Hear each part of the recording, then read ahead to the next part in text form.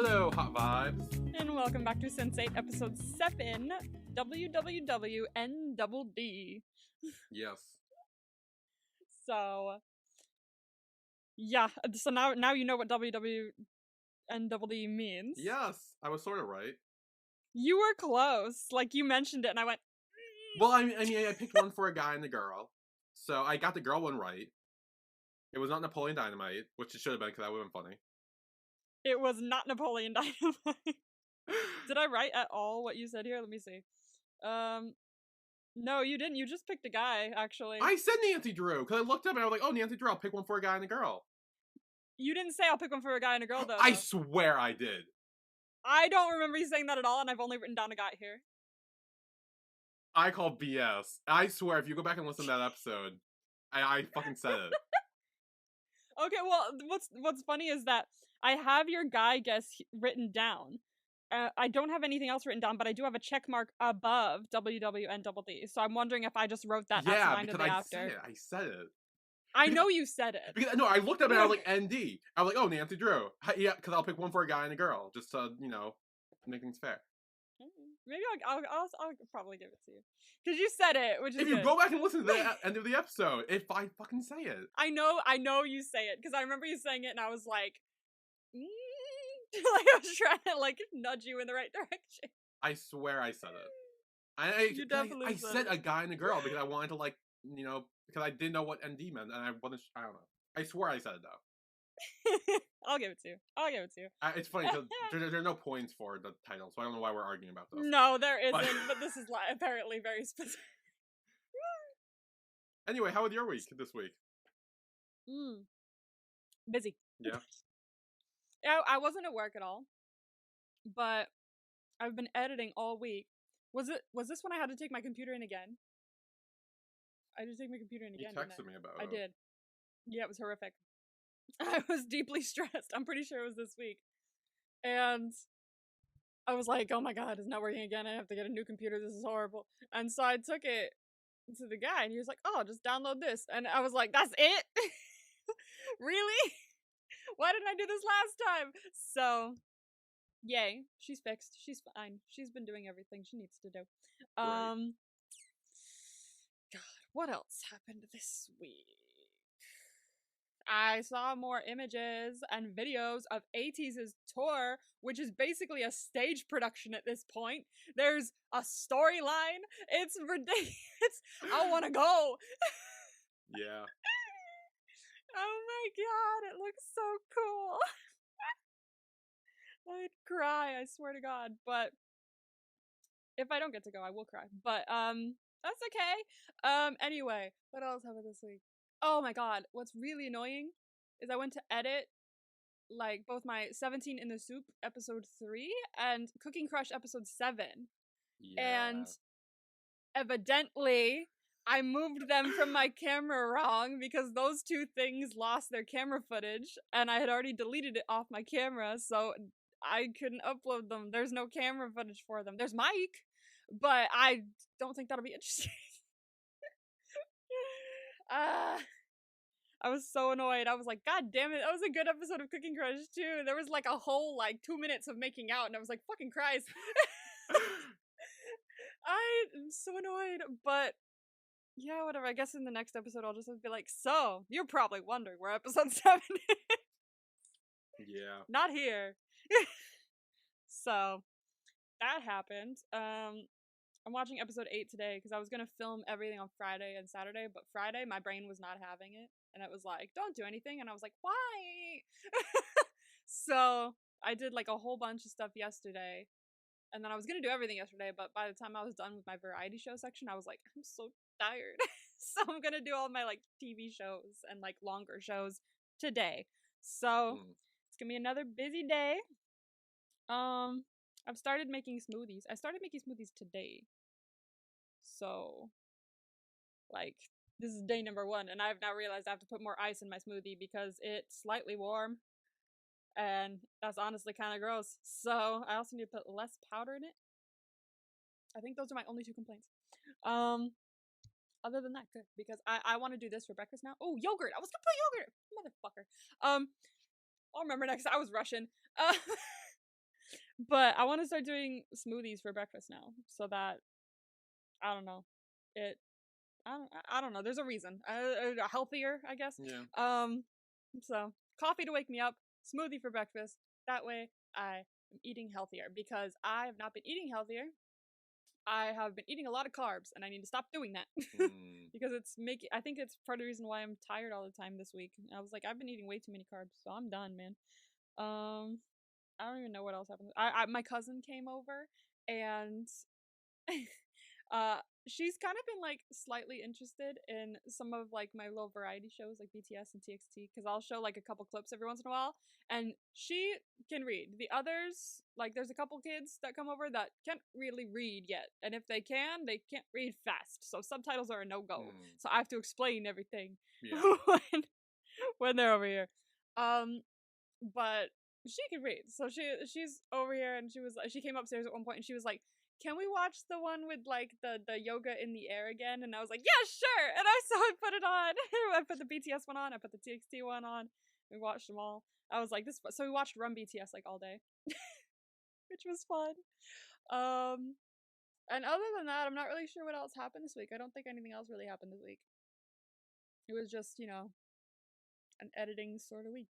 So yeah, how was yours? You go ahead and talk. I'm gonna put a battery in my thing because they're about to die. I mean, it was fine. I think nothing too eventful happened. Oh, actually, the squirrel came back at my work.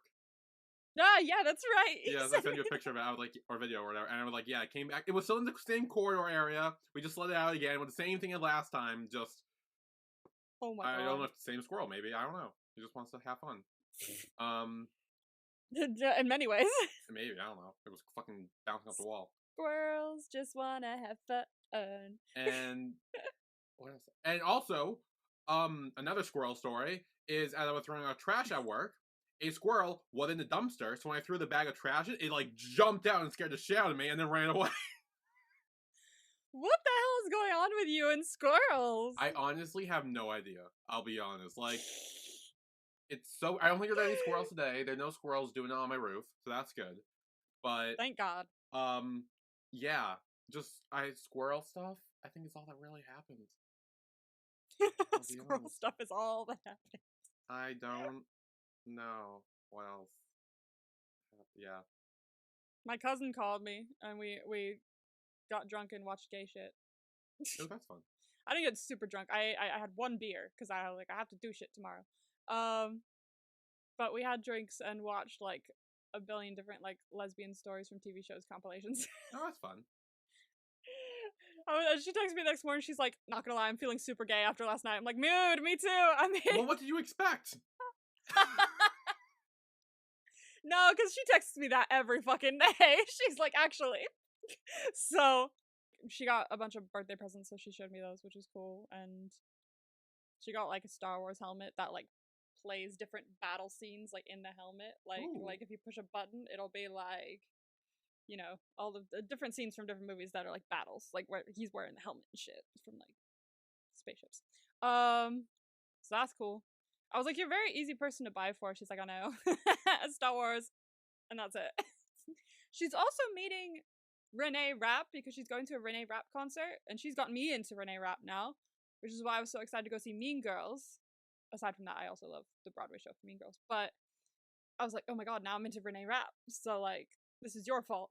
And then she's like, oh my god, so you know how I was upset I wasn't getting a concert ticket? I was like, yeah. And she was like, I got one for my birthday. And Jenny, her sister Jenny, my cousin, she was like, she didn't just get me a concert ticket. The only one that was available was a meet and greet, and she got me that. And I was like, I'm gonna kill you. I was like, I hate you right now, but I'm also so happy for you. But, damn, yeah. I was thinking, can't wait for my birthday now. But, yeah, that was pretty much my week. Nice. Yeah. There's always extra stuff I find, isn't it? Yeah. But, anyway. Sense8, episode 7, WWNDD. What did you think about this episode? Is it like a little starter? It was interesting. Well, I think this is like, I want to say maybe the first episode that like fully had my attention the whole way through. Yay, it's Like, getting because there. there were definitely some times in the past episodes where I'm kind of like, oh, this is a big scene. Oh, okay, this is kind of low. I'm kind of like, do other things. But like this, I think with the first one, or at least had the most of it, where I would like keep my attention in. Like I was very like, and I was very like, focusing on like everything going on and like the shit like that. Yeah. So. And spoiler alert, I think it's gonna be like that for you for next episode too. Ooh, good. At the very least. Like, I'm not gonna like speak ahead for all the other ones this season, but I know next episode there's gonna be some really interesting shit happening, and you're gonna be like, oh wait, what the fuck? So yeah, this is gonna be fun. Okay, so beginning WWNDD. I'm just gonna say episode 7. Jesus fucking Christ. Beginning episode 7. We kind of switch back and forth for a second between Sun and Nomi, so I'm just gonna talk about Sun's area first, and then we'll talk about Nomi's right after, because they switch back and forth as things happen. Yeah. So it happens again a couple scenes later with Will and I believe Nomi. Will and Nomi's storylines kind of cross over like that later on, so I'll do the same with that, where I'll talk about Nomi first, and then I'll talk about Will. Okay, so start off with Sun, who has been transferred to the prison that she's going to be staying in. And she gets off the bus, she's looking around, and she's being escorted by 2 guards. They call her Prisoner 773. They don't really call her by her name, because apparently prisons like that. It kind of sucks. Yeah, I mean, it's easier that way. Prison. I say that like from experience. Prison. No. Like, I have no experience in prison. But she enters her new cell, and there's 3 other prisoners there as well that she's going to be sharing with. And they stand up, they say hello, because the guard makes them. And so they were like, I know you. I saw you on the news. You are accused of embezzling, you shamed your father, and you destroyed their company. And then she walks up to her, like, it's a little threatening, but then she's like, well done, and she, like, pats her face. Yeah, I kind of saw that coming a little bit. I was like, oh no, she's gonna like this. Like, she's like, great job. Yeah. I'm so happy for you. Even though she didn't do it, I just like, that's so funny. I freaking love that. So yeah, they're immediately fond of her for pretty much destroying, or trying to destroy, in quotes, her father and brother's company. And she sits down with them to have tea. And she asks them all, hey, so why are you in here, you know? Which, I remember watching Orange is the New Black, and there's this scene that sticks with me of when Piper goes to prison in the first episode, and someone asks her, so what are you in for? And she goes, I thought you weren't supposed to ask that. I like read a bunch of Wikipedia articles and they say you weren't supposed to ask that. And that's just stuck in my head every time someone asks, what are you in for? But she does ask, and they do answer. The one who was really proud of her for destroying her father's company says, oh, well, I was really happy. I got married young. I was really happy. And then my husband lost his job. He started drinking, and he started beating me. Beating. I don't know why I said beaten. Beating me. And she says that time became like a source of terror for her, because the later it got in the night, the more she realized, wow, this is how bad the beating's gonna be, because he's out drinking for so long. And she said any moment away from her husband was pretty much a gift to her. And well, she's like, then why are you in prison? She said, oh, I put rat poison in his bibimbap. Amazing. We love to see it. Self-defense. And yeah, she killed him. And so she says also Sujin to my right here also killed her husband. She says, yeah, he was a bad man, so no sympathy there. And she asks her other cellmate what she did, because they didn't really say for a second. And she says, oh, I pushed my father's wheelchair down an elevator shaft with him still in it. Yeah. We don't really learn more about what else happened there, but evidently she's happy about it, because she smiles right after. Yeah, so, She's like, thumbs up, killed him. So everyone here is pretty much a murderer, which, I mean, probably self-defense. Yes, but also Sun isn't, and also isn't even in jail for what she did. Yeah. So it's like she is very, like, a low bar. It's very right like, now. wow. Yeah. Yeah, she's at a lower bar, but I mean, I don't know. Everyone in this room destroyed someone's life, or tried to destroy someone's life, I guess. It's just different methods. I mean, yeah. And also didn't, you know? Like she didn't. That's the thing, like, Sun didn't even do what she's in here for, so it's like...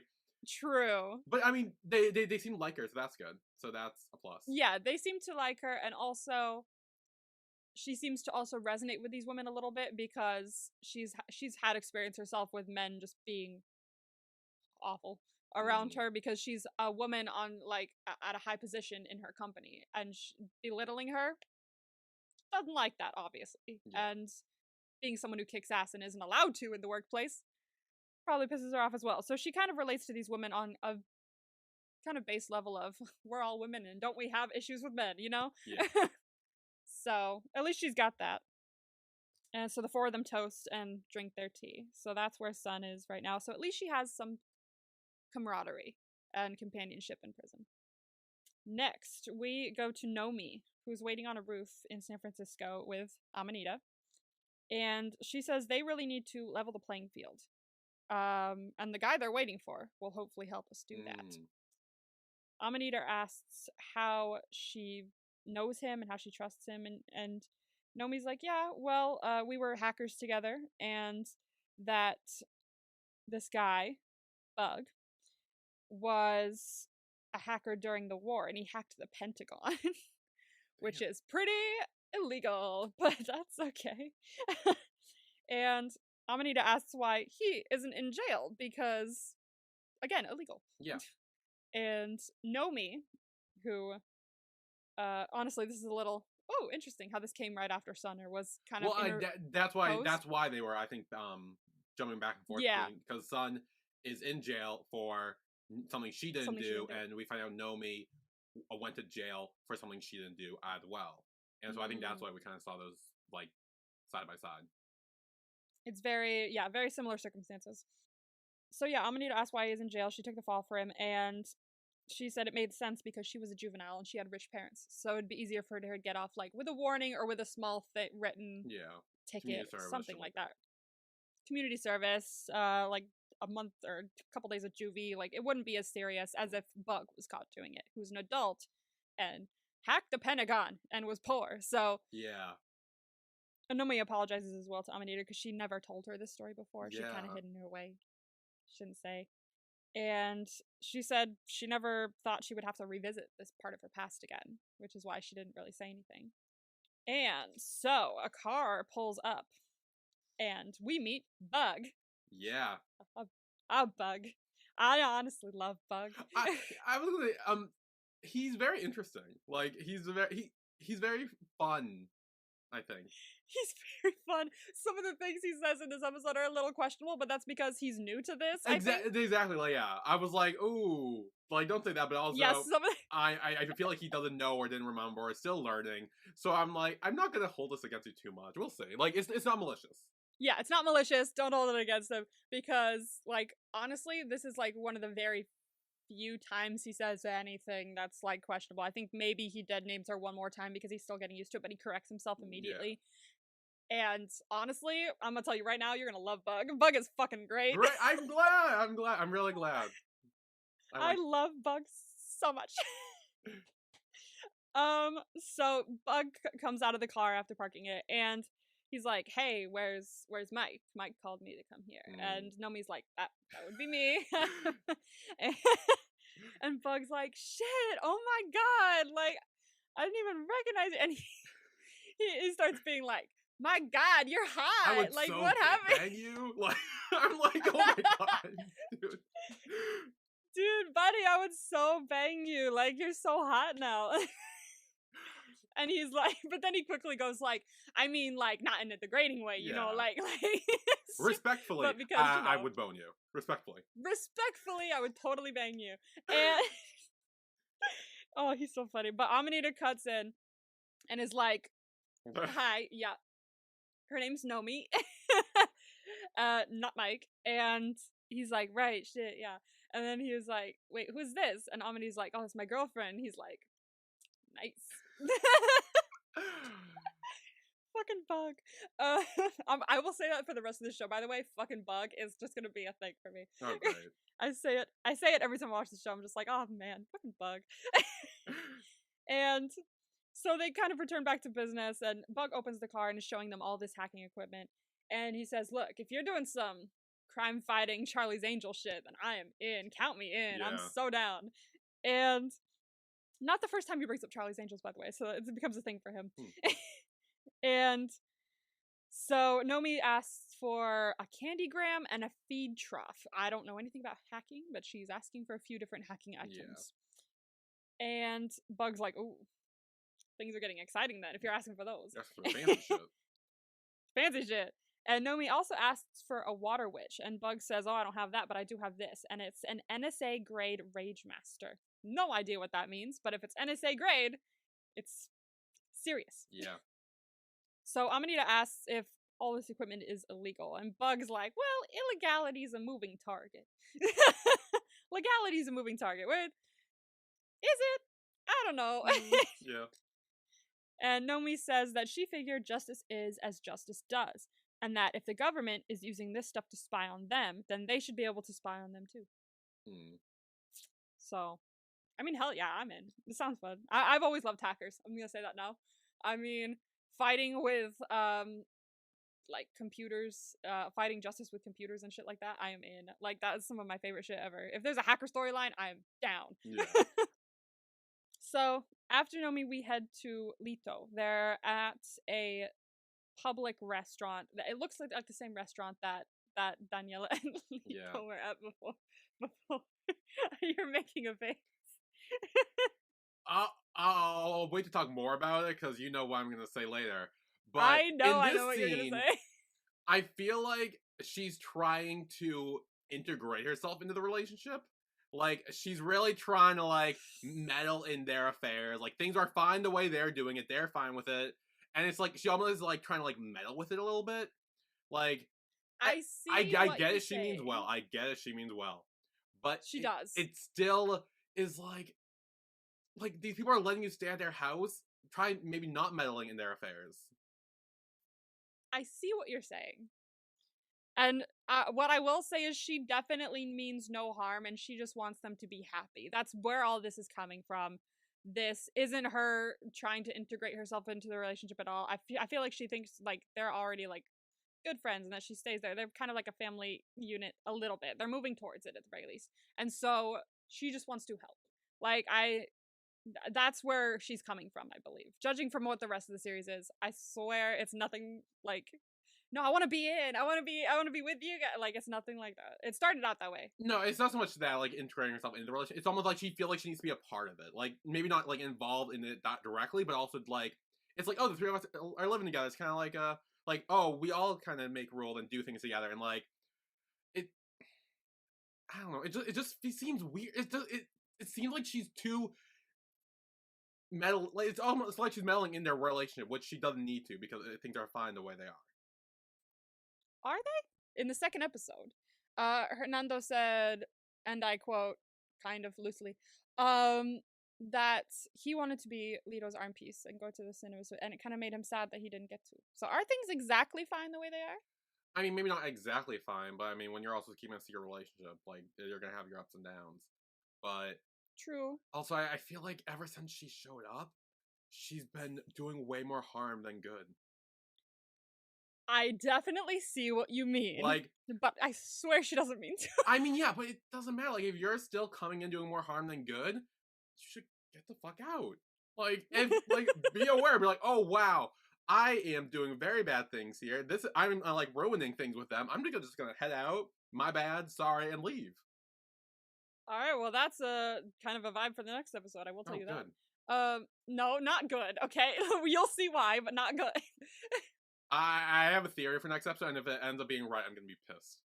But I'll talk about it at the later scene because they kind of go with that. But okay, anyway, we will see. We will see. Yeah. Okay, so Lito, Hernando, and Dani are at this public restaurant that they had eaten at before, and she says that since they're so good to her, she wanted to do something to repay them, and she knew that Hernando always wanted to go to this restaurant, and he always had a sad face when they went, and so it's like, I wanted you to come enjoy it because you seemed so sad when you didn't get to have the food before. And Lito's shaken. He's like he's nervous. Like, his fork is hitting the plate. He's stressed. And seems so is Hernando. He's like sitting there like trying so hard to be like quiet and not say anything. And Dani says to them, look, like, why don't you just, like, enjoy, enjoy the food. And Lito says, look, this isn't working. Maybe we should just go and leave. And Dani mentions that they went to a wrestling match together. So what's the difference? And apparently it's different because that was a guy thing, in her words, and this is more of a romantic restaurant, which makes sense. Like, yeah, like, if you go to, like, a wrestling thing with people, it's like, no one's gonna think, oh, it's a date. If you go to a fancy-ass 5-star restaurant, oh, it's a date. Like... Then it feels like a date. Yeah. But I think it helps that she's there as well.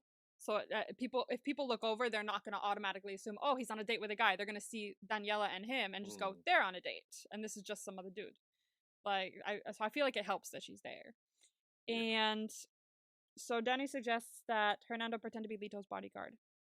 And a group of girls shows up and asks to take a picture with Lito. Because they're like, oh my god, it's Lito Rodriguez. Oh my god, can we take a picture? And Hernando, he does his thing. He stands up. He's like, oh, let me be a bodyguard. He stands up. He's like, hey, guys, not right now. And Lito goes, it's fine, it's fine. And he takes a picture with them. But then a group of photographers shows up and start, like, cameras in your face. Paparazzi. Yeah. And he stands up real quick and he goes, let the man eat in peace. And he's, like, shoving them off and everything. And I'm like, yeah, go Hernando. At first, when I first watched this, I was like, oh my gosh. Like, he got overexcited there. He, like, almost shoved the photographer. He kind of shoved the photographer, like, oh gosh. But they sat down. They were like, oh shit, good job. Like, oh yeah, for sure. Yeah, for sure. They were like, well done. Like, that is very much bodyguard behavior. So they were like, oh, I believed it. He's like, I believed it too. What is it? Like, wow. So they secretly hold hands and wink at each other, and they're being a little more romantic because they feel a little more comfortable after that. They've loosened up a little. So that's good. They get to enjoy the restaurant. So with Riley, she is flying back to Iceland. She's on a plane. And who pops up next to her but Capheus? Yeah. Being cute, being wholesome again. Yeah. And he looks out the window. He's like, wow, we're flying above the clouds. This is so cool. And he tells her that she's very lucky. And she says, I'm privileged, not lucky. Which I like that she said that. Privileged, not lucky. It makes sense. And he says that she's flying above clouds. Like, dude, that's amazing. And she's also lucky because she can still see her father, which she's going to do now, unlike him. Because he's always dreamed of seeing his father, but it'll never happen because his father's dead. And Riley says she's sorry, and Kathy is like, it's okay because I still have my mother, and I love my mother. And Riley says she wishes that she could see the world that simply. Yeah. Where, like, even if I don't have this person, I do have this person. As we said before, Capheus always looks on the bright side and sees the good in life. And Capheus just tells her, well, then look out the window. You're flying above clouds. That's amazing. He's like so excited about it. And Riley's still having a hard time seeing the positivity in it. She says that she's worried that something terrible might happen when she goes back because of the hex that she mentioned in the last episode. 2 episodes ago? Last episode. And Capheus tries to convince her that something great might happen. Like, yeah, something bad could happen, but that's true of anywhere. But something great might happen as well. Just as excited he was when he came, he leaves. And Riley is sat a little more, positive after Capheus visiting. I think she needed him there to bring some happiness to the situation, which goes back to what I said before, where whenever they need someone, they tend to pop up without them even realizing they want them there. Back with Lito, Hernando, and Daniela, they are in the apartment lobby, and they're like, oh my god, that worked out so well. And he's like, he picks up Hernando and kisses him, and then right in front of the elevator, when the doors open, this guy walks I'm like, guys, chill, you're not back in the apartment I was gonna say, I'm like, what are you, like, odds are the lobby has cameras. Yeah, that's true. The lobby could have cameras. It's a rich people's apartment, so they could definitely have security. Like, cameras and stuff. So, oops. But he doesn't seem to notice, thankfully. And he's like, oh, this is my bodyguard. This is my girlfriend. You know her. Hello. You'll be seeing more of them lately. Because he's excited, and he's like, we're going to be going outside more lately. We're going to be hanging out more lately, so you'll be seeing them around. And they go back into they go into the elevator. The doors close, and they kiss again because they're kind of safe. I mean, there's probably a camera in there, but fine, whatever. But that's where we leave them. But Riley arrives at the airport, and as she's walking out, she starts hearing a ukulele playing. And it's her dad, and he's playing a song called Baba O'Reilly. So, for her. Yeah. And the way they smile at each other already tells you their kind of relationship. They love each other so much, and they've always been very close, especially because her mother died when she was younger. So it's really been the two of them for a bit. And Riley hugs him when he finishes playing, and they both say, "Look, I missed you," and they head out together to go home, presumably. So, frightening moment with Lito here. They arrive back in the apartment, they walk inside, they're happy, they're loving life, and then there's the drunk masked man, Yes. the masked man drinking, that we saw at the wrestling match. He's now in their apartment. Yeah. And they're like, what the fuck? And when he speaks, Daniela immediately recognizes his voice, and it's Joaquin. Yeah, I saw that coming. This terrifying motherfucker that held a knife to Lito's throat. Yeah. Is now in their apartment, and so Lito's like, I'm gonna call the police, and he says, no, let me speak. I just want to speak. Like, you think I'm the bad guy. Of course I'm the bad guy, but then that's because I'm wearing a mask. If I take the mask off, look, I'm just a sad guy. I'm a sad guy. I mean, he's not wrong about that. He is a sad guy. He's a very sad guy, but, like, he could find other ways of coping with that. Yeah, no, for sure.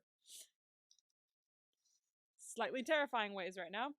And so he starts moving towards them and everything, but Hernando jumps in front, he blocks him, and he's like, oh, who's this tall, like, he's like, oh, Mr. Tough Man, who are you? And he says, oh, this is my bodyguard. He just ripped off a photographer's arm. He broke a photographer's arm, so be careful, like, there's already been enough violence tonight. And Joaquin's like, fine. Okay, fine. But I need to know why you left me for him. And Dani says, well, for starters, Lito's never hit me. And he's like, oh, that's not fair. This is Mexico. I'm a man. I was taught that way. You hit your woman to make her respect you. And I'm like, you motherfucker. Fucking hate him. And he says, look, the reason I'm here is because to be a better footballer, you watch the tape back and you watch the best. So to be a better baller, you do the same. And they're like, what are you talking about? He says, oh, I want to see you fuck her. I was like, excuse the fuck out of me. I was like, yes, because this is gonna go well.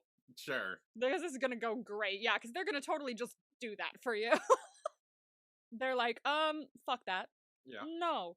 And so Daniela immediately is like, no, we're not doing this. And she runs downstairs to grab her phone to call the police. And Joaquin tries to stop her. He starts grabbing all her stuff, and she starts grabbing all her stuff. It's chaos. And so Hernando comes downstairs, grabs Joaquin, and throws him out, being the tough guy. Yeah. And before shutting the door, Joaquin's still and be like, hey, fuck her well. Insane, man. And relieved, they're like, oh, thank God, Jesus. And Lito turns around, he's like, I'm feeling very Whitney Houston right now, which is a reference to the movie The Bodyguard. If you've seen that. No, I don't know if you have. I haven't really seen it either, but it's where the song, and where that comes from. That's where it comes from, a movie? Oh, it comes from a movie. It comes from The Bodyguard. It's sung by Whitney Houston, and she's in the movie. Oh. She has a bodyguard, and then they fall in love, kind of thing. I put that together. Yeah. My mom loves that movie. I have never seen it, though. I should watch it. I love Whitney Houston. But I think it's Whitney Houston and Kevin Costner, if I remember correctly. But that was what the references to. He's like, feeling very Whitney Houston right now. And they're like, thank God, and go back to their lives because Joaquin is gone for now. Going to Nomi. Amanita and her mom are kind of in the kitchen while Nomi is setting up her computer and all of her hacker stuff on the table. And her mother, Grace, is like, wow, Nomi's kind of like Robin Hood. Like, this is kind of cool. And Amanita's like, I know, right? Like, she has a secret identity. Silicon Valley nerd by day, political hacktivist by night. I actually really like the comparison of Nomi to Robin Hood. Yeah, because it actually I love works that. like real, despite the fact they later compared to Nancy Drew. But like it I mean, I like the like sentiment of that where she Mm. is kind of just. Is it, when does she say that she's like, oh, like if the government can spy on us, then we should be able to use their technology to spy? Is it this scene or is it later? It was the earlier one. It was the Oh, it was earlier. when they met Bug. Yeah, Yeah, whenever she said it, I was like, ooh, yeah, I like that. very Robin Hood. Yeah, they're Very Robin Hood. much steal from the rich, give to the Yeah. poor. And yeah, she's just basically awesome.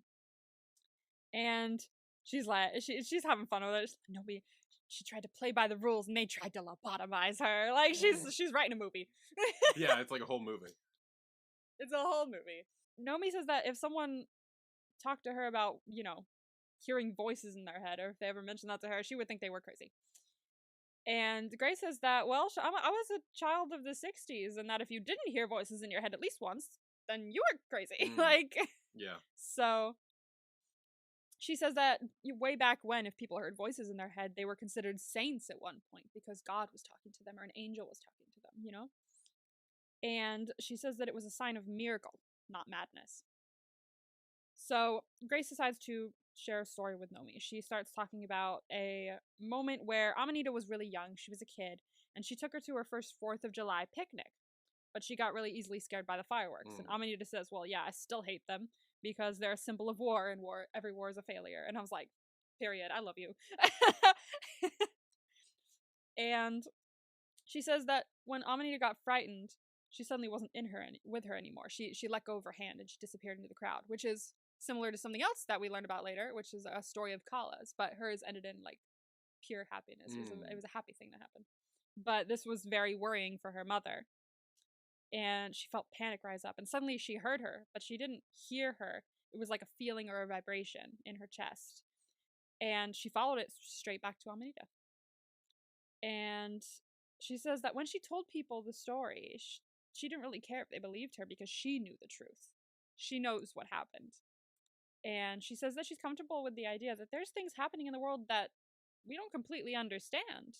Like there's things that everybody just assumes, yeah, this is a thing that happens, and it's just hard to explain. You can't really explain it to people as easily. So, they are looking through Metzger's travel records. She's hacked into like some of the stuff he was looking at. And she says that recently he's traveled a lot. He's traveled to London, Istanbul, Switzerland, and Seoul and Iceland. Which some of those names we know. I was picking on all of that. I was like, oh shit, that's literally all of them. A little worrying. So now we know he's connected in a way to what is happening because there's a couple names there that we realize are locations there that make sense to us. And from his insurance records, she sees that he's performed the lobotomy operation 3 times in the Bay Area and San Francisco in general. And 2 of the patients ended up dying. But there was a 3rd one, and he lived, and his name was Niles Bolger. So they decide, okay, let's go check it out. So they go to this treatment center where Niles Bolger is staying. And the nurse is like, what is your relationship with him? I can just let you see him. And she's like, oh, I'm his niece. Yeah. For sure. And she believes them, evidently, which, great. Thanks, nurse. And she takes them to see him. They find Niles, who's sitting there catatonic. He's in a near vegetative state, and he's got a large scar across his forehead. So, evidently, a number of things has been done, and he's ruined. And Nomi sits beside him. She tries to talk to him, but she touches his hand, and he's just unresponsive. He doesn't know she's there. He's gone. It's like he's not even in there anymore. Yeah. And it stresses Nomi out, and she runs out of the building crying. And so Amanita goes after her. And Nomi explains that she got frightened because that was almost her. Yeah. That was 2 seconds away from being her. And she asks Amanita to promise her to not let that happen to her. And Amanita's like, fucking yeah, I promise. Never in my life will I let that happen to you. Again, ride or die. So, obviously very stressful to know that was about to be you. Like, Nomi was about to be gone like that as well. Like, he's not in there at all. He's gone. Now with Will, And this was the scene where it was like interspersing between Will and Nomi. That I just talked about Nomi first, but we're gonna talk about Will now. Yeah. And Will and Diego are walking the streets with Deshawn, the kid that got shot. Yep. In episode 1. So he's helping them because they helped him. So tit for tat kind of thing. Yeah. And they're on the way to talk to someone, and Diego's like, I don't know if we should be doing this. And I was like, look, it's totally fine. It'll be great. We'll get some info. They realize they recognize this guy. His name is Ludacris Lincoln, and it turns out that Will was once involved with this guy's ex. Yeah. So this is a very poor coincidence that has just occurred here. Yeah. Awkward. Yeah, very awkward. And so they walk up to him, and Ludacris is like, oh, look who it is. And he tells Will that he was originally not going to say anything. He was like, look, I'm not giving this guy anything. And Deshawn's like, look, please. And he says, okay, do you know what the fundamental nature of the universe is? Because it's not competition, it's commerce. Which means, if we do something for you, you got to leave us alone. You know? Like, I expect something in return if I'm going to give you anything. And Diego's at first like, no. And Will's just like, screw it. Yes, fine. Yeah. Because he needs this information. Well, doesn't he say if the information is good, then he will? Exactly. Yeah. So, like, yeah. If the information is legit, then fine. Which is smart, because you should clarify that beforehand in case, like, they're just fucking with you. Very true. So. Exactly. Because if it's not legit, then you've just promised someone that you do nothing in exchange for nothing. Yeah. You know? Lincoln brings out this kid. His name is 4K. Great name. For what he does. He's apparently their lookout. And so he kind of sees everything that's going on in the neighborhood. He looks about 8. I was gonna say 8 or 9. He's a tiny child. But he's kind of funny. I liked him. He's pretty great. And he hands him the phone with all the pictures on it. And so they're looking through these pictures. The church exterior is there. There's a van and men in gas masks carrying a body bag into a van. And the photos, thankfully, include the license plate. Because he was like, did you get the plates? And he was like, of course I did. What do you think this is? Amateur hour and shit? I was like, you're pretty fun. I like you. Yeah. So Diego immediately is like, great, I'll put out a trace on it. We'll see what we can do. And when Will swipes the next photograph, Whispers is there. Yeah. And he recognizes him from Angelica. And he says, I recognize this guy. He doesn't say that. They're like, do you recognize him? And he's just like stunned. And so they end up at the van rental company after tracing the number and find the white van. So he was like, okay, so these guys brought the van back, and it was like the cleanest cleanup job I've ever seen on one of these vans. Like, there was not a spot on it. Which is suspicious. Yeah, and Will's like, oh, I'll bet. Yes. I bet they really take good care of cleaning up all this shit. But he opens the door to the van to check, and he immediately sees Angelica dead, and then, like, opening her eyes. And he's like, what the fuck? But she's not actually there. Obviously, it's like part of her kind of, like, lingers in areas, at least. So, like, he sees what she saw when this van was here, even though she was dead. It's all there. And they're like, are you good? He's like, yeah, fine. Just, yeah, cheers. Thanks for showing us the van. But that's where we leave Will. So now we go to Kala, who is, she's praying. She's talking to a statue of Ganesha. And she says, since my wedding, I've been having these strange visions that you've been showing me. I've seen a woman killing herself. I've seen people from distant places. And I've also seen a man with a very large trunk. She said trunk or not, or junk? She says trunk. Because she looks at Ganesha, who is, Ganesha's appearance is an elephant. Right. Okay. Yeah, so she's like, how should I phrase this? Trunk? And she says, I trust you, but I'm just confused. So tell me what I must do to see meaning for these visions. And behind her, watching her, is Wolfgang. And the first thing he says is, gods don't really give a shit about us. And she's like, damn it. She turns around and suddenly she's in Berlin in the pouring rain because he is sitting at an outside cafe. And she says, why can't you leave me alone? And he says, I've tried not to think about you, but I keep failing, and then I just end up here. And she says, well, at least this time you're wearing clothes. Fair. Fair, honestly. Wolfgang offers Kala to come sit beside him, and in Mumbai, Kala's moved to a rooftop where they're having their conversation. And he says, the weather is really nice here. It's very warm. It's not like Berlin right now. And she says, well, it rains pretty heavily here too, but it's not so cold like here because this is freezing. Like, she feels it. And he kind of tries to warm her up. He like puts his arm around her and they have a moment. Oh my god, I love them. Wolfgang asks Kala if her gods really ever helped.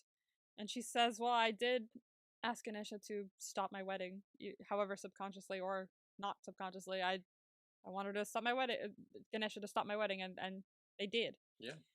And Wolfgang doubts that her gods stopped the wedding. He's like, well, pretty sure I did. I was there. Yeah. Naked.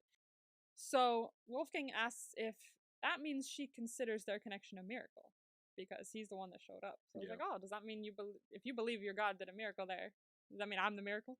And Kala says that miraculous is an appropriate description for whatever is going on right now, because she can smell flowers, she can taste bitter coffee, and she's being soaked by rain when I'm still sitting in the warmth of the sun. So what else would you call that? With Riley, she's back at home in Iceland. She's coming downstairs, and her father asks her if she slept well. He's playing the piano. And she says it's the best sleep she's had in a long time, which I'm sure is very true. Yeah. She doesn't have to worry about going out and DJing, for one, because that's what she usually do instead of sleeping, and then she'd sleep when she get home. Yeah. But aside from that, she was also on the run for a bit there from a drug dealer. So thankfully she's good now, and she's had a nice sleep. And her father says he made pancakes, and they go and eat.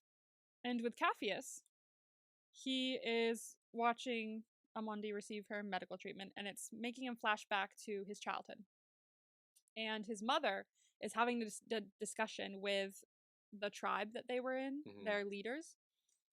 And she says that apparently they're arguing and saying that he should leave because he's from another tribe, which apparently his parents are both from different tribes. His mother from one and his father from another. Yeah. And they said, well, his father's blood is in him, so he belongs with them, not here. And she says, he's my son.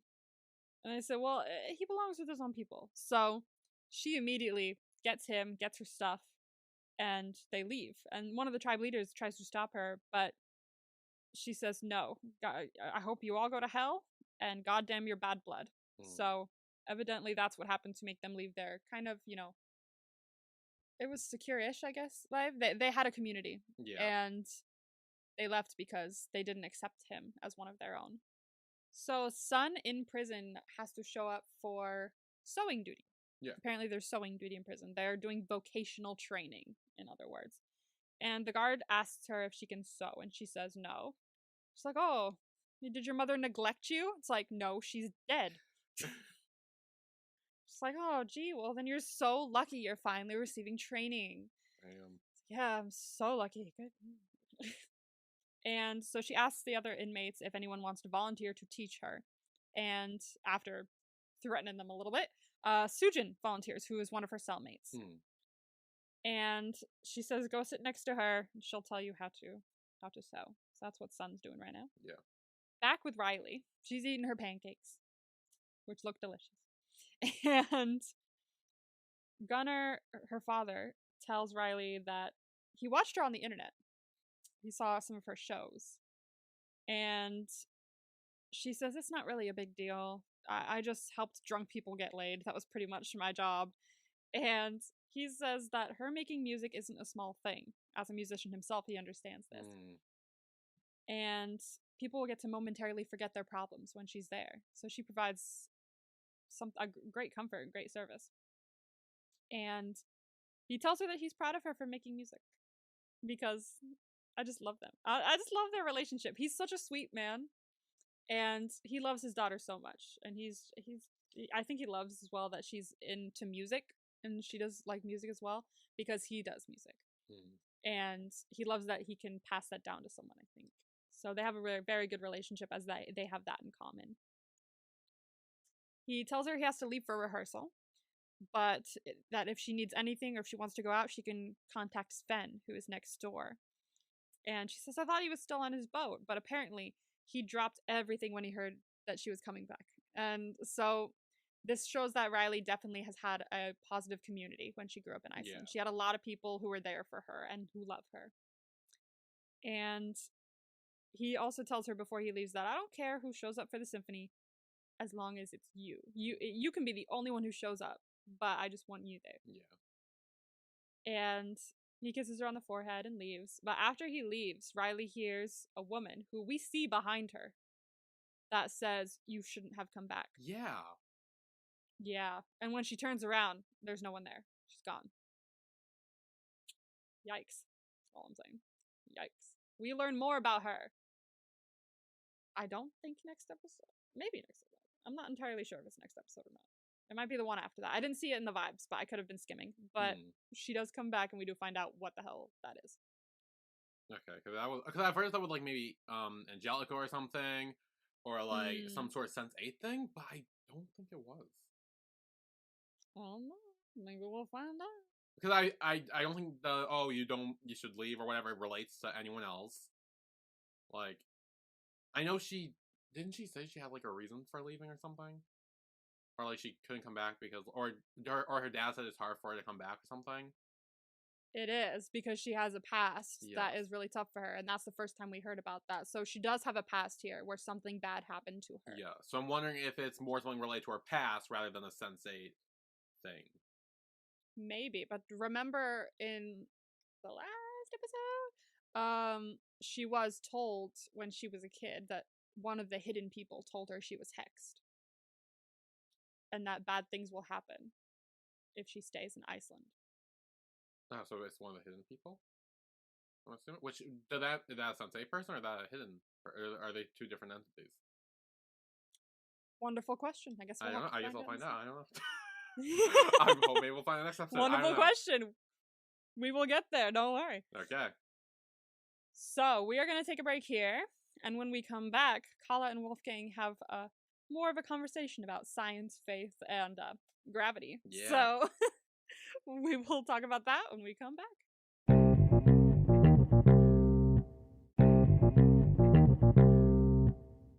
And we are back with Sense8, episode 7, WWN double D. I have to say that right. I have to really concentrate to say that right. Yeah.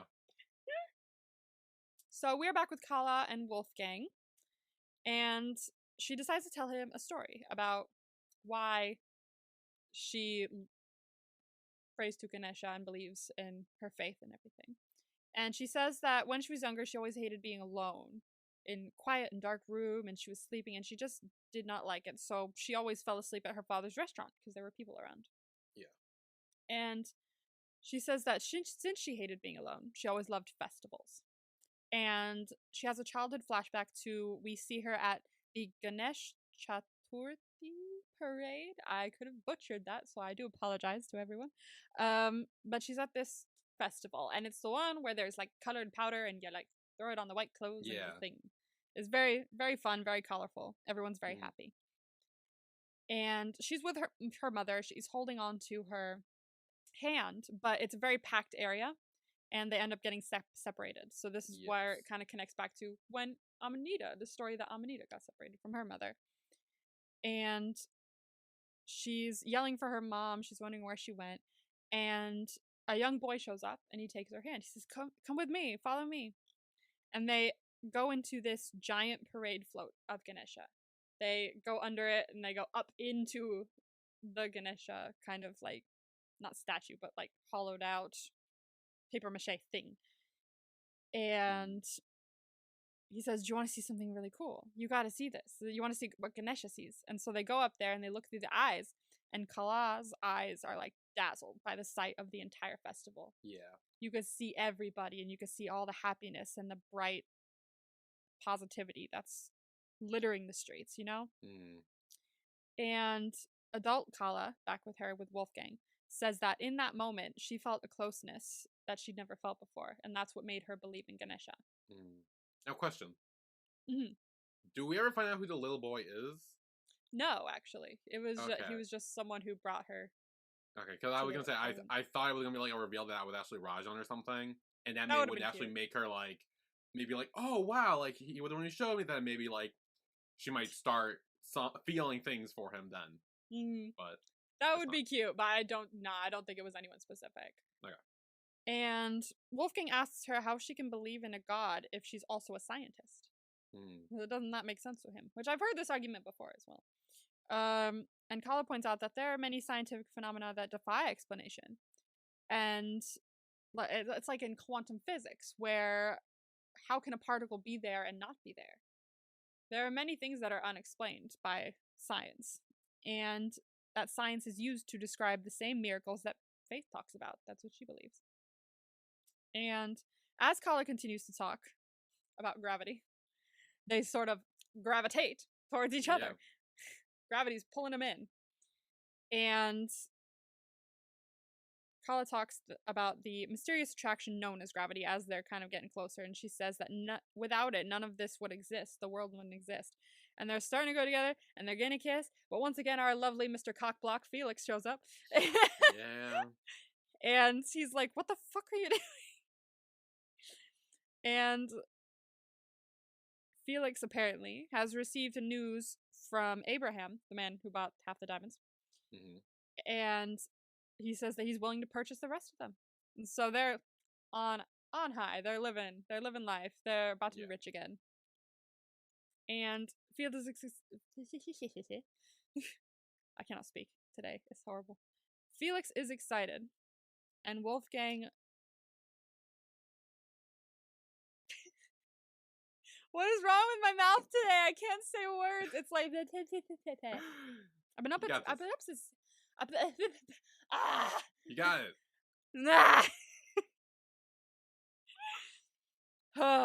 So Felix is really excited, and he asks Wolfgang why he looks so down, because he looks like upset for a second. It's like, well, dude, he was with a pretty girl and you walked in. So but Wolfgang says that, hey, since we're making money, we should get out of here. We should go on a trip. He's like, where? India. Maybe we should go to India. So he's already thinking about going to see Kala. Yeah. Which he should. Which he totally should. And so we cut to Sun, who is stressed while she's sewing. She doesn't know what she's doing, and neither did I when I first started, so I get that. And as she's still practicing, Sujin's kind of helping her along. She says, I'll try turning it over there, and then turning it over, things like that.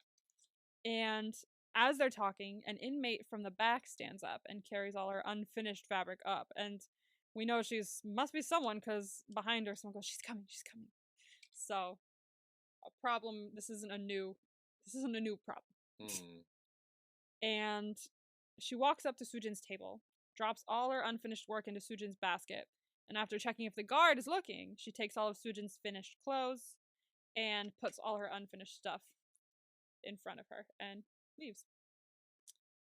And she says, great, this is just... Does this happen often? I would like to give up now. I'd like to throw myself off the roof. Because apparently, I don't know what's wrong with my tongue today, but it's just like staying here. It doesn't move. It's not moving the way it's supposed to. No. It's making me mad. La la la. Okay. Da da da da da. So, she takes all her finished clothes, puts them in front of the guard, and leaves. She leaves early. She passes off the work as her own. And Sun asks if that happens often. And Sujin said it only really happens on sunny days. So she doesn't really get to go out into the sun much because she's busy finishing this other prisoner's stuff. And that genuinely sucks. And it seems that Sun doesn't like that. No. We'll see if she takes care of it. And then we cut to Capheus. Capheus is bringing Amondi back because she finished her medical treatment. And he brings her to her father's headquarters. And he's there and he hugs her. And she's happy to see him. And evidently it's her birthday. He's like, I would never leave you on your birthday. And she's like, I thought you forgot. I didn't think you forgot. I knew you were pretending. I could tell. And Capheus says happy birthday to her now that he knows. And he's like, why didn't you tell me? And she replies with, I like secrets. Which we know kind of because she had mentioned the Wonder Woman thing earlier. It's like, shh, secret. So it's her thing. She likes that. And Silas tells Capheus that. Does he? Oh yeah. Silas tells Capheus that she's kind of like him. That she's like her dad, you know? And that he has a surprise for her because he had been keeping a secret as well. And he says that you should come too to Capheus because we're gonna go celebrate a birthday. So they go inside, and okay. Did you just tell from my face what we're about to talk I about? could. I was like, okay, I'm ready. Let's go. I feel like I make that face every time we turn to Lito and Daniela and Hernando because like I've done the last couple episodes because I'm like, fuck, we're gonna get into this and I know you're gonna be upset. Let's okay. Tell the story. So here we are with Lito. It's the next morning. Lito is singing. Like he's singing the song from The Bodyguard. Oh, was he? Yeah, he was. He's like Oh, I did not pick up on that. But he says, "We'll always love Hernando." Like he changes the words. Oh, okay. No, I do remember that now. Yeah. There you go. He is singing that song, but he replaces the words.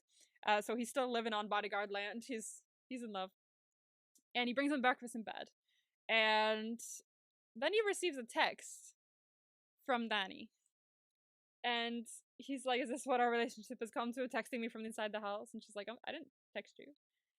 And he looks down at the text, and it's a picture of him and Hernando having sex. And he realized that it's Joaquin who just texted him. And it turns out that he stole Dani's phone when they had that little scuffle downstairs before he pushed out. And now he has pictures of Lito and Hernando having sex. And everyone's panicked. Everyone's freaking out. And Daniela's like, okay, look, I'm so sorry. This is all my fault. It is. And he says, look, he could use this as blackmail. Like this will ruin my career, it'll ruin my life. And she takes all the blame and says that she's going to fix it. And she leaves the apartment as they're freaking out. She says, this is all me. This is my fault. So I'm going to make it right. I'm going to fix it. And she leaves. What do you have to say about this? I fucking hate her. No, please don't hate her. I know. No, you specifically. How many times have you complained about people taking pictures of two guys just kissing and just that, let alone two people having full-on sex? I have. See, that's the thing, I totally have. Many a times. Many a time. I agree. She shouldn't have done that, and I agree this is her fault. Stealing the phone wasn't, but I digress. The pictures were there in the first place. It is her fault. Like, I feel like ever since she came here and, like, you know, kind of find out about Lito and Hernando, she has just made their lives more difficult. Like, she is she's like the fucking plague with them. Like, she just needs to, it's just like, it slowly gets worse. I'm like, you know, Okay. I definitely see where you're coming from, and this is definitely her fault. I swear to God, she gets better. I don't believe you. I've been trying to. We were halfway through the season, and so far, nothing has made me like her even a little bit. Okay, this season, I don't know if you will. That's half the show. I know it's half the show, but, like, I swear to God, like, this is... I'm trying to word it in a way that's like, yes, what she's doing is not good. Honestly, I feel like you only like her because she's hot. I'm gonna be honest. Like I don't think she, How like dare I'll be honest. you? Like everything I've seen of her so far, and you keep defending her like crazy. I'm like I there's nothing I can take from this other than that. Like How dare you question my integrity as a lesbian? I'm just saying, like it could be the case because so far I have Yes, seen okay. 0 silver linings for Dani. Okay, she's hot. I get it. Like, yes, she is probably the person in the show I'm most attracted to, but I digress. There it is! I digress! This is not what this is about, because I swear to God, I love their family dynamic as we go further into the show, okay? I really love it. It's one of my favorite things in this whole fucking show.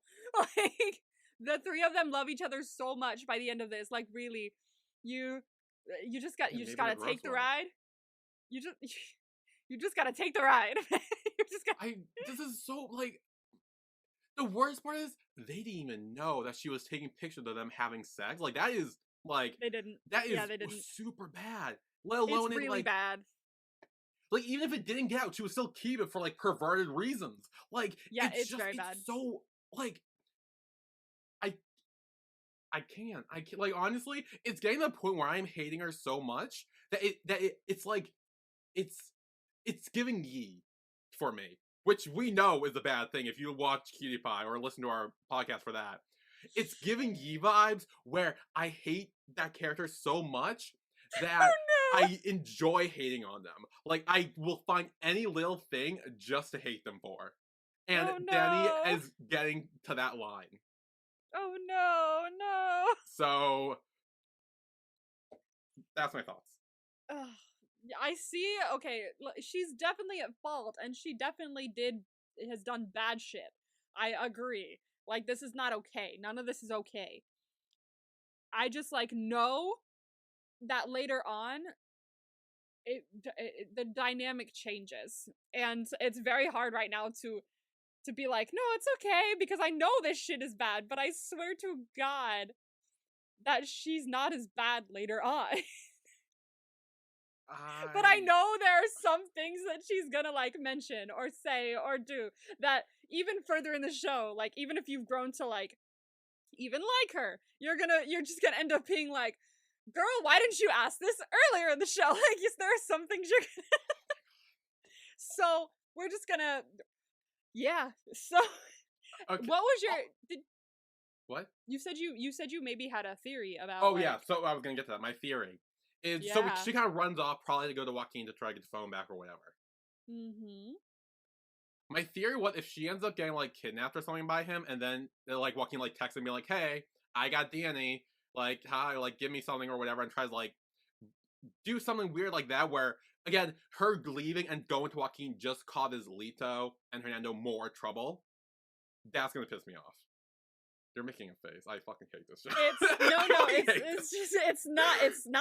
It's not as simple as that. But I won't say it doesn't cause them more trouble. Ever since she came into their relationship, she has caused more trouble. Like, not only is she, like, perverted and weird and, you know, sexualizing this and fetishizing it and all that shit, she also... Joaquin's the reason that, like, the reason that the knife was held to fucking Lito's throat was because Dani was there. Like, she knew, like, she was like, oh, I'm trying to get away from this crazy guy. Let me stay here. Like, I feel like she's smart enough to know that Joaquin would still follow her wherever she went, even if it was with some other guy. Like, it's almost like she didn't have any care for putting them in harm of Joaquin, who she knows is batshit crazy.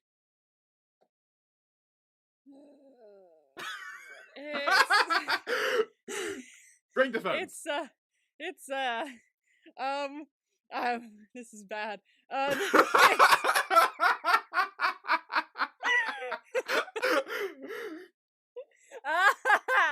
Okay. I may have won this round. See, I everything you're saying, yes. Like, I totally agree with. And, like, what you're, like, at first, like, when you were giving me your, like, theory, I was like, we're totally fine. And then you went on about, like, more of the theory, and I went, so, it's...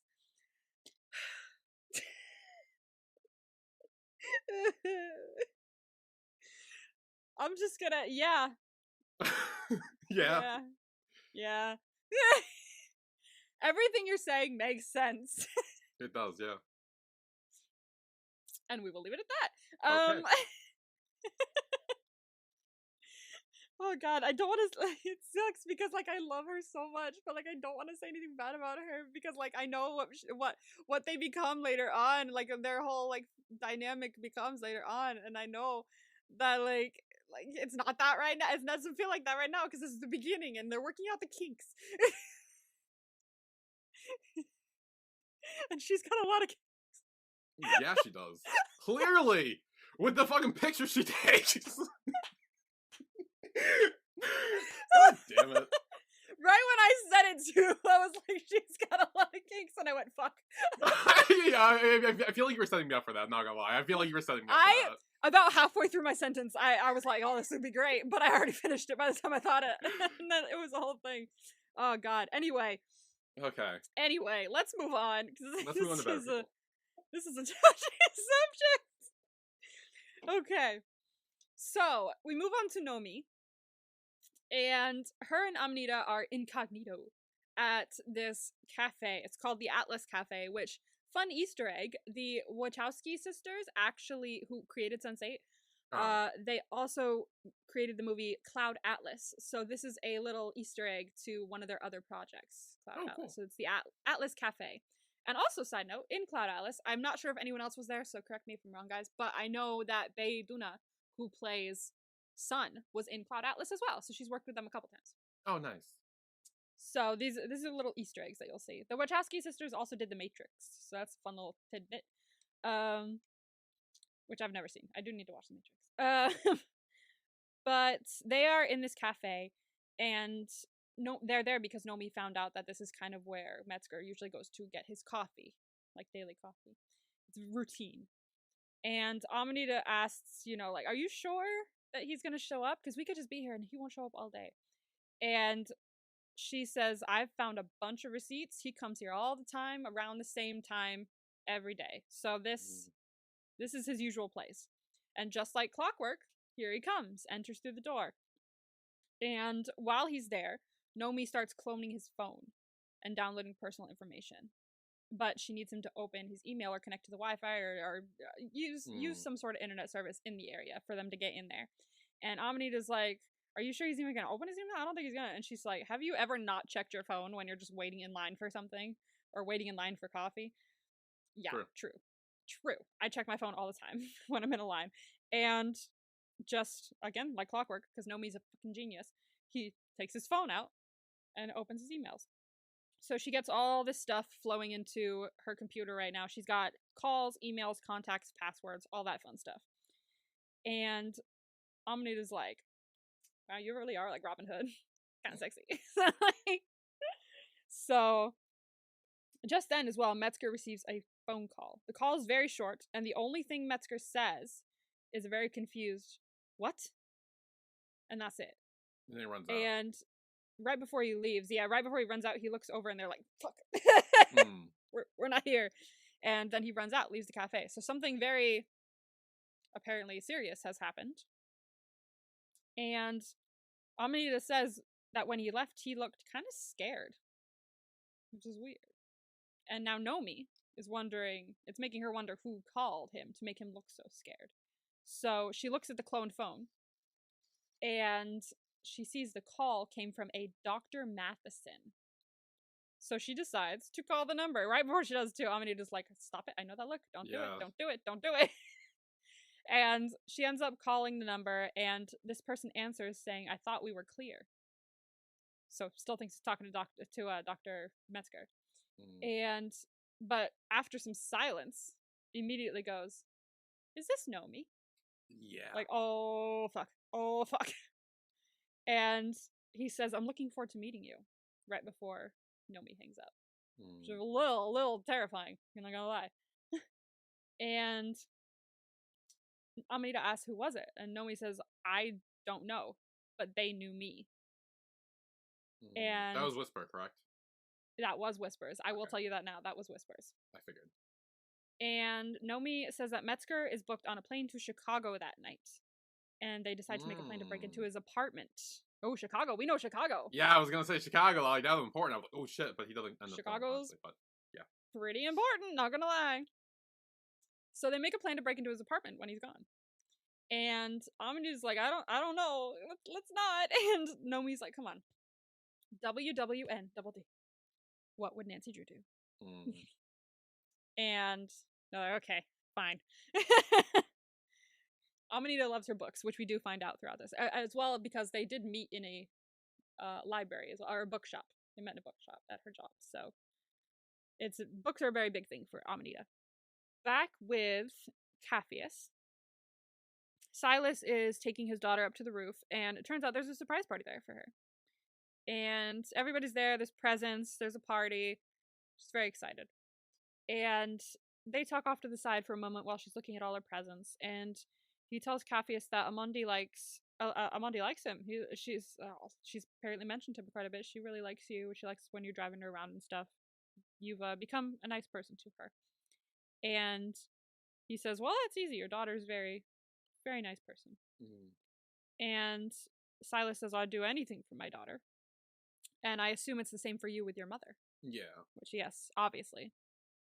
And so he takes Capheus downstairs. And as they're walking, Silas is talking to Capheus, and he says, his enemies like to call his love for his daughter a weakness. Something to be exploited. But he disagrees, saying that his enemies hold lust, greed, and desire in their heart, which is the true weakness. And as they're walking, they find a bunch of his men surrounding this man, tied to a chair. Yep. And, turns out someone is being held hostage there, and apparently it's this man that once worked for him, and he was being groomed to be his, like, main guy, his runner. Yeah. And then he betrayed him. Yeah. Which is something you don't want to do, evidently, because the men put his arms on the table as Silas is just continuing to talk, all nice and chill, and he says that he won't let the future of his daughter be destroyed by greed and stupidity. And as he says that, he takes a machete and he chops off the hostage's hands. Yep. With no remorse. Deserved. And and the handless man is obviously in pain. Screaming. And all Silas says to Capheus is, he understood the risks. Yeah. That's it. Honestly, I completely agree with Silas. I think that the guy had like, he was stealing the drugs that he was giving, and he was trying to, like, water it down and do that. Like, you don't do shit like that. Otherwise, you get your hands cut off. Like, that, I would, like, that's fully valid. That, like, I was completely on Silas's team with that. No issues. That's why I was like, this is going to be a very interesting character to talk about, because some of the shit he does is, like, really graphic and shit. But I don't care. I love the graphic shit. I know you look up graphic shit. But I was like, but also he's like, he loves his daughter, and he's a kind man otherwise. So, like, he's a very interesting character, honestly. I didn't even think about it that much until I started rewatching it, and I went, actually, this is a very complex kind of character.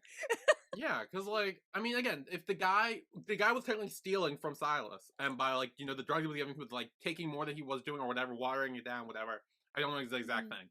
But he was technically stealing from him. Like, he was trying to help him out, give him the drugs for whatever he needed it for, and he was being greedy and taking more of it. It's like, no, you don't get to fucking take advantage of my generosity. I'm cutting off your hands now. Like, I'm cutting off your hands now. Fair. Okay. I'm just good saying. to know. So that's where Capheus is at. He's realizing that he may have bit off a little more than he can chew, but we shall see what the future holds for that. Well, as long as he doesn't take more, like, you know, be greedy or steal things, then he's fine. Like, as long as he keeps the daughter safe and doesn't, you know, get greedy and starts stealing more than whatever, then he's fine. Like, and he's a good person, so I think he'll be fine. He is a good person, so. Now with Nomi, they have broken into the apartment. Ooh, fun fact, I've always wanted to do this. Really? I've always wanted to, like, sneak into an apartment and, like, you know, snoop around on something to, like, get information, like very, like, spy detective, like. I've always wanted to do it. I haven't, but I've always wanted to do it. You're like, I want to clarify. I have not done that. I have not. If any FBI were about to listen in and really, like, pay attention, don't worry, he hasn't done it. I haven't. But I think it would be fun. Like, very, like, Scooby-Doo, Nancy Drew-esque. Like, I feel like that would be so fun. That's what Amanita's thinking as well. Exactly. I would be Amanita in this situation and be like, oh, this is so fun. Like, just like, hell yeah. having a great time. she breaks the door open pretty easily, actually, because apparently she read it once in a book and seemed to work pretty well. And she says, and I quote, "The power of literature. Literature can do anything." And she also read in a book that they can use the crowbar as an alarm, so that if someone comes through the door, it'll drop and they'll hear it and they can go. Yeah. Smart. That's smart. I would not have thought of that, gonna be honest with you. So that was very smart. Now I'll think of it because I've seen this. But Yeah. So, tip anyone, if you're ever breaking into a house. Use a crowbar to add an alarm. Yes. Genius. So she's like, we should be a crime-fighting duo or something, because this is pretty great. So they start snooping around. Nomi finds some personal information on Metzger's computer. She puts her flash drive in to kind of move stuff off of it. And she says he doesn't even have any porn on here. There's like barely anything on here. There's not even porn. And Amanita's like, that is weird. That's very odd. It's just weird. No, that's I would like to clarify, I do not have porn on my computer. I don't have it on my computer, but like I definitely like I know where to go. Yeah, true. I know where to go. I mean, yeah, let's call it spade a spade. Like, yeah, because if we don't, because then we seem weird. So we need to like clarify exactly. that. Yes. Yeah, see, we're not weird. We're not Metzger. We know where porn is. Yeah, we don't like download it on our computer and save it. That was weird. Like I mean, no. Bad idea. Honestly, you could get viruses that way. Yeah. I got viruses once, and my mom was like, "Oh, what is it? What sketchy website did you visit?" And I was like, "I don't know. I downloaded a movie to watch." And wait, really? Wait, did you download porn and you got a virus? No, I didn't download it. That's the thing, because I think I just visited a website and it was a sketchy one or something like that, and it like snuck into my computer that way. Yeah. Okay. Oh my god, really? Duh. Well, I don't know. I mean, there are other sketchy like websites. We were just talking about it, so I figured I'd just say whatever. Fucking yeah, we're adults. Yeah. Okay. And it was like I was like in high school, mind you. So like. I mean, that's like. I mean, yeah, that's like the prime time. Yeah, I did not want her to know that though. So. Well, fair. I mean, yeah, no, fair, but. It was very much like I was like, oh, like it was like pop-ups everywhere, like ooh tits, like everywhere. I was like, motherfuck, this is bad. And she was like, she looked at it. She was like, what did you do? Like, what you guys? I was like, I downloaded the new movie that's out tomorrow on my computer because someone filmed it. And she was like, don't do that next time because you'll get viruses like this. I was like, okay, mama. So I learned. Yeah. Learn your lesson, guys. Don't go to sketchy places. Don't download porn. Just like if you need to, just like remember a handful of websites to go to, or like just like Google thing. Like it's not that hard to find. Like it's really not. It's not hard enough to find where you should download it. Like no, it's really not. It's really not. Don't download it. Yeah. So it's. I guess that's the end result. It's weird. He doesn't have porn on his computer, but I guess so. Anyway. Amanita's looking through and she finds a picture of Metzger with Cheney. I feel like I know who that is, but I can't remember. Yeah, pretty sure it's that guy. I know that. I know the name, and I know that he sucks. But let me find. Oh, does he suck? Well, yeah. I didn't know about. I just knew his name.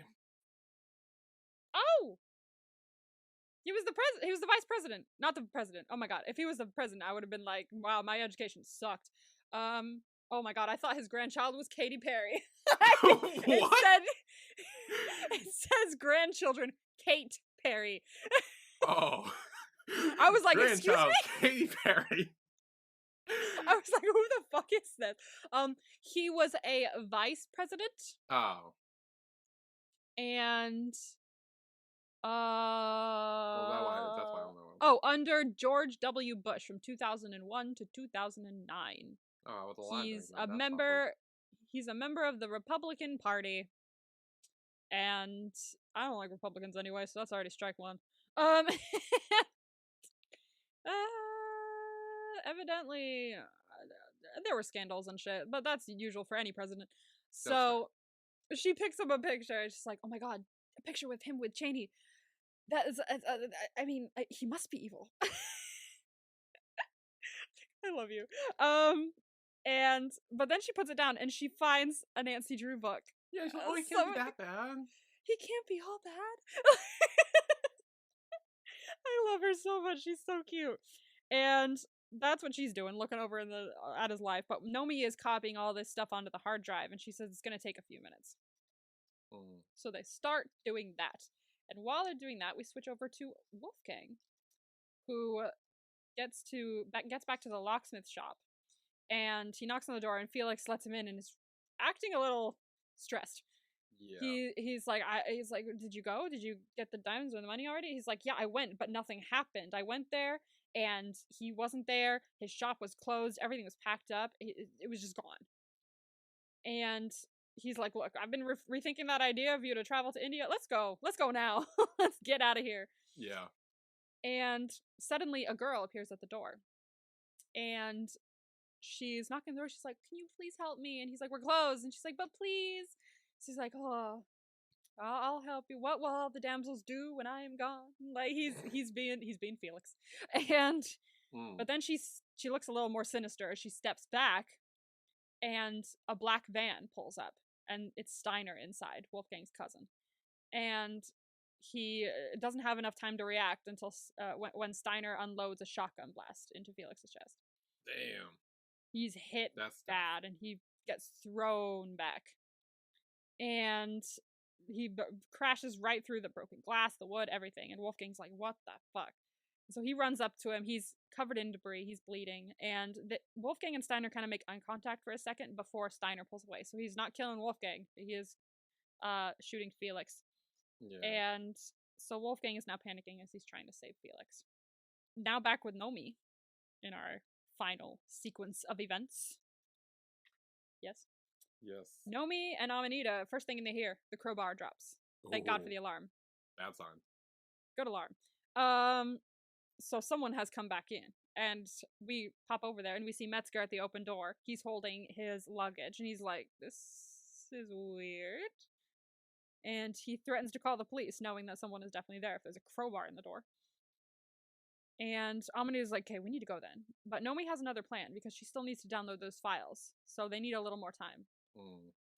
And Metzger walks in and he sees Nomi. He's like, Nomi, I'm so glad you came back. I'm glad you realized you need help. I'll call an ambulance. I'll be here soon. It's like, dude, no. No. Yeah, shut the fuck up. Like, the jig's up. We know you're not, like, a legit dude. And Amanita comes up behind him when Nomi says, like, she's like, you're the one who's gonna need an ambulance. And Amanita comes up behind him with, like, she got a mace, she's got a hammer, she's ready. Yeah. She threatens him and forces him to drop his phone before he can call anyone. And she tells him that they've visited Niles Bolger. And he says, I know that already, but I'm guessing that's why my trip to Chicago was canceled. So that's the reason he's back. And she says that she talked to Dr. Matheson. And Metzger immediately becomes worried, like, how do you know that name? What do you mean? And Jonas visits in that moment and tells Nomi that she needs to get out because Whispers is coming. Yeah. And she kind of repeats it. She goes, who's Whispers? And Metzger's like, oh my god, you've killed us all. Like, I'm not gonna lie, I kind of felt bad for Metzger in this moment, because I think this was when I realized that, I don't think he wanted to do any of this. I think he was being forced to do all this by Whisper. Like, he was kind of like a pawn or puppet for Whisper. Because, judging by what happens later and him, getting shot and dying, like, it's clear he was not the head honcho in this. He was kind of just like the lower tier pawn in the game of chess. Just being moved around and controlled, doing what he had to stay alive. Because if not, he probably would have died earlier. I think it was very much that he still had a scientific interest in whatever was happening, and he wanted to do what he was doing. However, I think that he was definitely lower tier, and he was definitely being used because of his scientific intrigue. Like, what he was doing was not good, but he was definitely way lower on the totem pole and being used for his skills. Yeah. So he's freaking out. You've killed us all, and he recognizes that she's talking to Jonas as well, which is very interesting. So he knows who Jonas is. And Jonas tells them that he's here, so you need to leave. And suddenly, Niles Bolger walks in. our man that was extremely catatonic and a vegetative state. Yeah. Evidently not anymore. And he's wearing a suit and brandishing a gun. So Amanita sprays Niles with the pepper spray. She jumps in, and he drops the gun. So they're about to get out of there. Metzger and Niles are kind of fighting and wrestling, but Nomi's like, wait. It's almost done. We have to get the USB. We're here for a reason. Need the info. Yeah, but when someone who was like in a vegetative state comes in with a gun, like I feel like that's when you kind of cancel the plan and just get the fuck out of there. True, but like, what do they do if it's like the second they leave? That is gone because people will come in and clean up the area, especially people that are involved, and you've lost any lead you had. So I mean, yeah, but you're also risking your own lives by saying, and then they're risking their own lives by doing any of this anyway. I mean, with easier when they were sneaking in, that's the less of a risk. But now that there's a gun involved and like a former veggie state, what's it called? Veggie state. Veggie state. Vegetative. Vegetative state. Guy with a gun coming in, like fighting who you thought was an evil doctor. It's like, I mean, you kind of gotta know when to fold them. Yeah, I definitely see that. I would fuck off. I know me, but like they're brave. They stay. Well, at least Nomi doesn't. Nomi's like, get the fuck out of it. And so Nomi grabs the USB drive because it's done, and they run out into the hallway.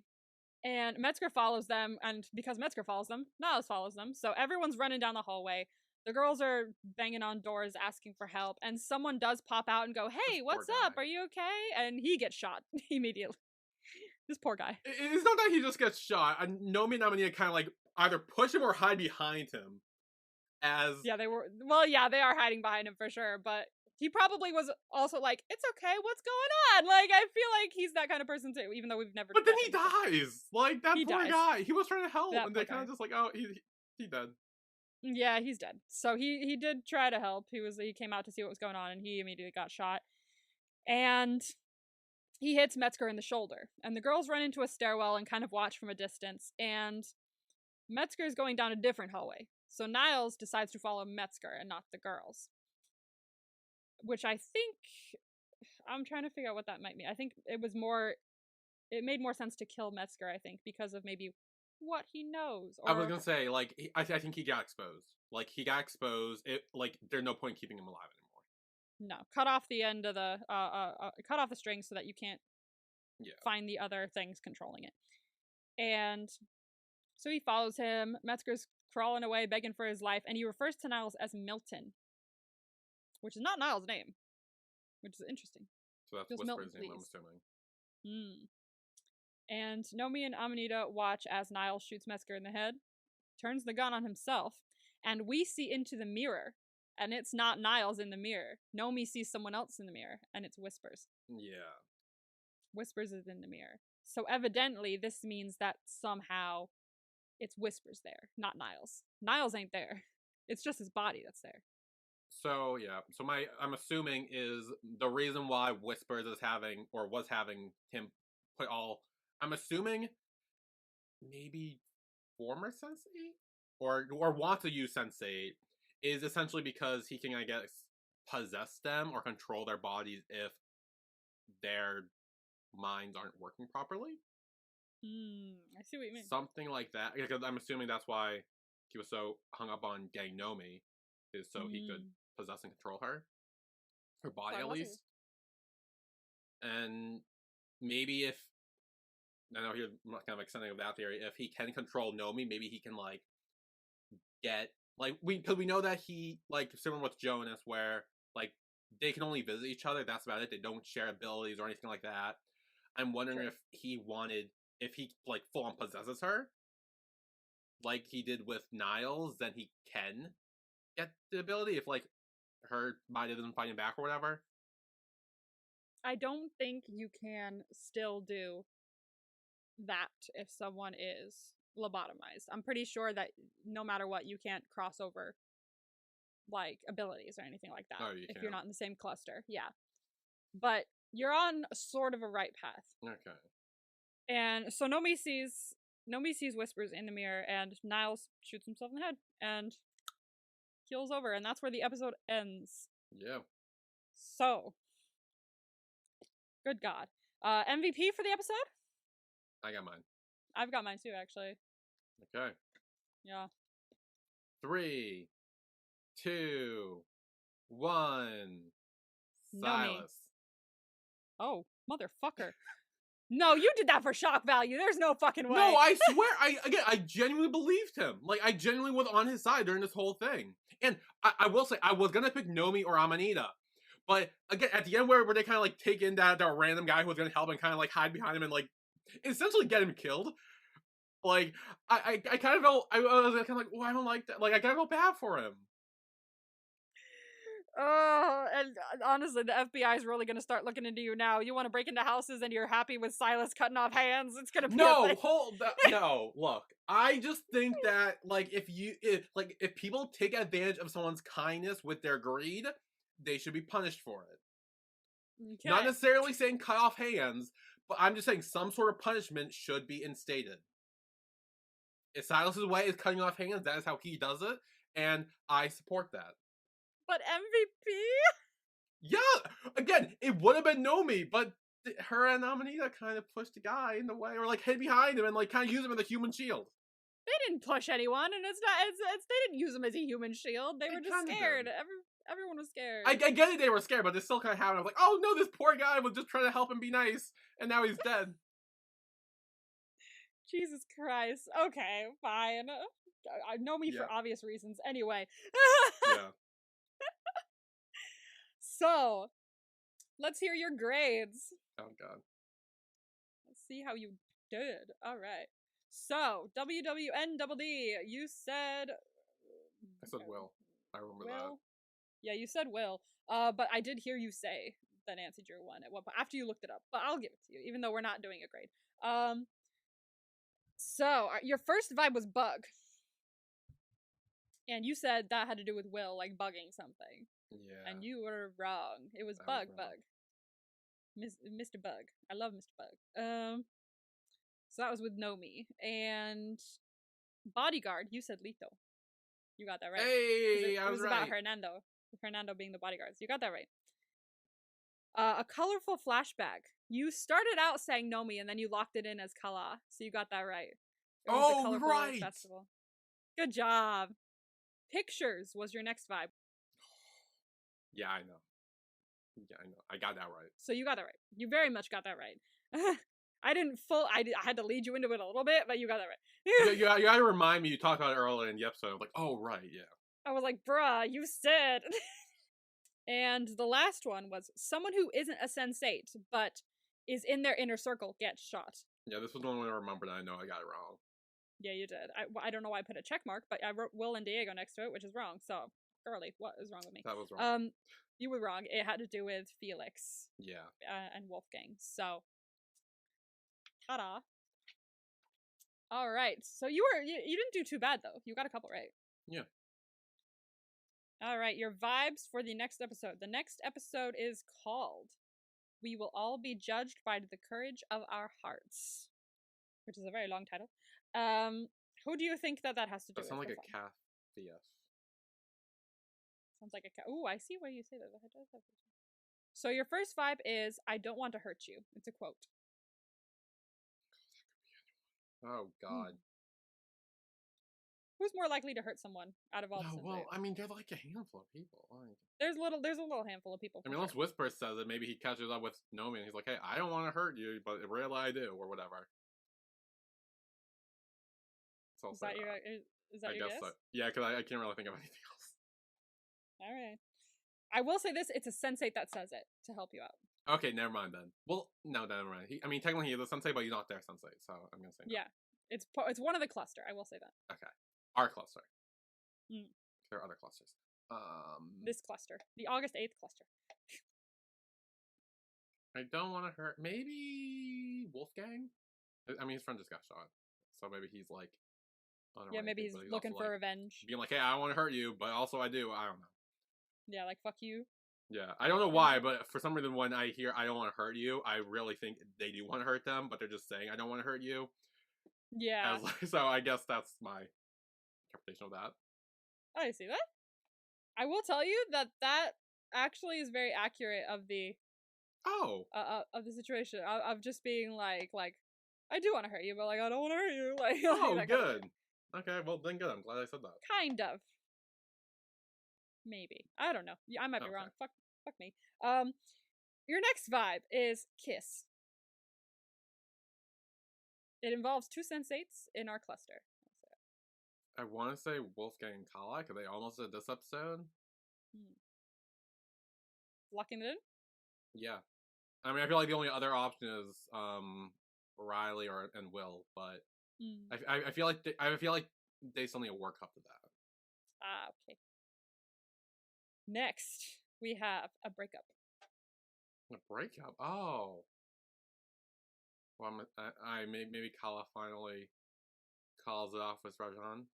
Kala calls off with Rajan? Okay. So I mean, Kala. what a relationship is there?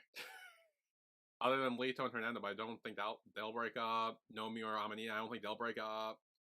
Okay. I hope at least. Wait, no! Oh, bitch! Oh, fuck off! Oh no, I hate you. No! Please don't hate me. Please don't. It all came to me. Please don't. It's fucking Leto and Hernando, isn't it? Because fucking Dani does pull some shit, and like it's probably like Leto's too scared of the pictures getting out, so he breaks up with Hernando because Dani's a bitch. I will say it's more deep than that. It has more. There's more depth to what happens than just. Oh, I'm worried about my career. Like it's that has something to do with it, but like there's more depth to it. There's something. You'll see. We'll go through a whole explanation of what happens. But are you locking it in? Yes. The way you were jumping up when I just like gasped, you were like, "Oh shit, he knows." I was like, "Fuck." Okay, so lock it in. A group effort to help one sensate. I will say, so there's a couple sensates that in our cluster that help this sensate in the same cluster. But I'm gonna have you guess just the sensate that they help because there's multiple people that multiple sensates that pop in to help. Maybe Nomi, because I feel like she's right now on the right track with Whispers and stuff, and maybe Jonas visits or maybe visits Will and is like, "Hey, Nomi needs help," and then Will can maybe visit others and like Riley or pulls other people in and be like, "Hey, Nomi needs our help," and they all kind of go. I don't know. That's. Yeah. I see that. And your last one is someone, not a sensate, but it's in relation to a sensate. Someone, well, kind of. Let me finish this. Someone that's not a sensate gets stabbed like a lot. Ooh, fun. A lot. Someone gets stabbed a lot. Yes. Who do you think that has to do with? It doesn't really have to do with them, but they're like there when it happens. It's stabbing, so that's very personal. Like you have to get up close with them if you're gonna stab someone. Like it's not like shooting with a gun where you can be like miles away, but especially like a lot. Yeah. Okay. So nothing to do with Kala, I don't think. Nothing to do with Sun. I will say in advance, I have a feeling you're not gonna get this one. This is a tougher one to get. Okay, then I'm gonna think outside the box. I'm gonna think. Wait, hold on. Do I need to guess the person, or do I need to guess like the sensei who it's related to? Guess the sensei who's there when it happens. Okay, good. This is bad, and this is outside the box. But does Riley watch her father get stabbed multiple times? Oh, ouch! God damn it! All right, so I mean, she's a hex. I don't know. That's what she says. She did say that. You are right. I will give you. And I was originally thinking either Will or Wolfgang, but you were like, "Oh, it's gonna be harder to guess." So I'm like, I think outside the box. Riley's pretty outside the box. Outside the box. I see that. All right. Okay. Perfect. Those are your vibes. Cool. For next week's episode of Sense 8. We're doing episode 8. We will all be judged by the courage of our hearts. Okay.